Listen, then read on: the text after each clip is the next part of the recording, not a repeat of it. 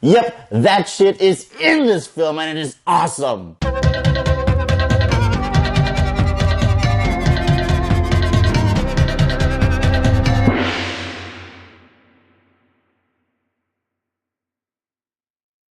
Thor Ragnarok. Now, Thor Ragnarok is the third Thor standalone film and probably the 16th or 17th film in the Marvel Cinematic Universe. Shit is insane. In the film, the goddess of death herself, Hela, played by Cate Blanchett, takes over Asgard. Thor, who desperately wants to stop her from destroying his homeworld Asgard, soon finds himself on another planet where he is turned into a gladiator and is reintroduced to his fellow Avenger, the Hulk, aka Bruce Banner. Together, the two of them have to form an unlikely alliance with a Valkyrie and Loki. And now we have a very different kind of Thor film. Now you know me, I love me some Marvel fun, and this movie was a lot of fun. First of all, let's talk about the fact that this is a very different kind of Thor movie. It has a new director, Taika Waititi, a different style, a different tone, and for the very first time we have a Thor movie that does not have a single sequence on Earth.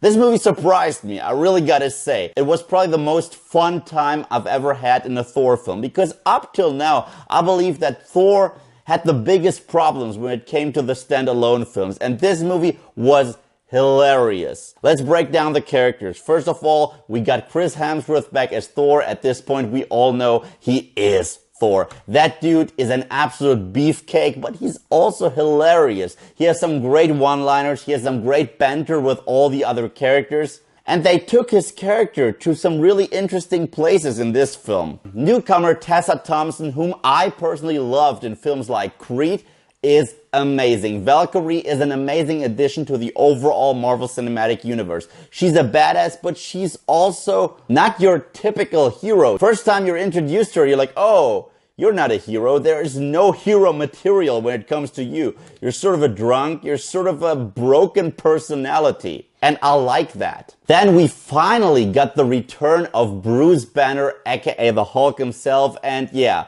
this is the coolest portrayal of both of these characters, because this movie once again showcases that there is a duality within. There is Bruce Banner and there is the Hulk. These are not the same person. And the banter between Thor and the Hulk, both physically and verbally, was fantastic. Also, Cate Blanchett as the villain, I actually like, and I'm surprised by that, because let's be honest, most Marvel villains suck. However, there was a certain kind of humor to her. She was very powerful and she had a personal connection to our hero, which always makes the villain so much more interesting. However, they did something with her character which was a huge departure from the usual Marvel films.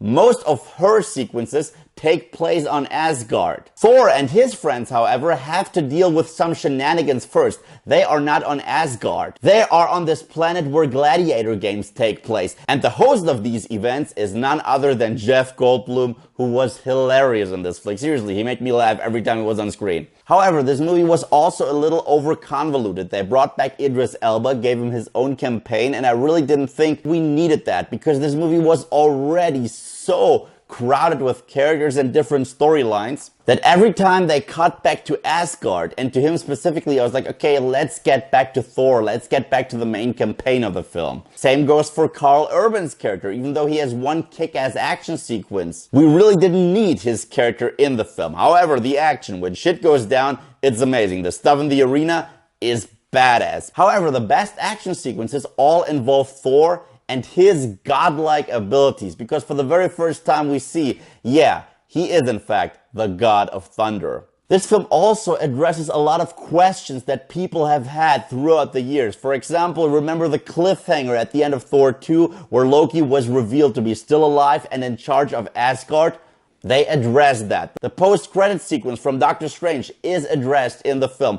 And the fact that the Hulk just flew off at the end of Age of Ultron, that is all in the film. It is addressed, and I like that. Continuity is important for this Marvel Cinematic Universe. However, in my humble opinion, once again, the scene stealer of the entire film is Tom Hiddleston as Loki. He is phenomenal in this film. The more screen time he gets, the better the film. The banter between him and Thor was once again amazing. It's hilarious. Sometimes it is kind of touching. However, this movie does not give you a gut punch. For example, Thor 2, there were some genuine heartfelt moments. For example, when Thor's mother passed away. This time around they played for humor. However, the humor works. Most of the jokes actually land.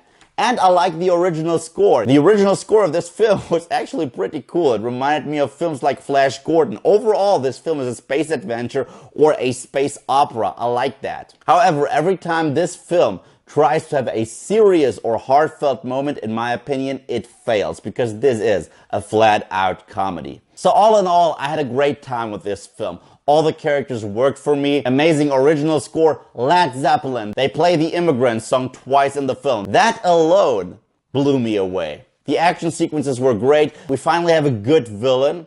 And in my humble opinion, this is the best out of the Thor films. Thor Ragnarok gets the silver medal.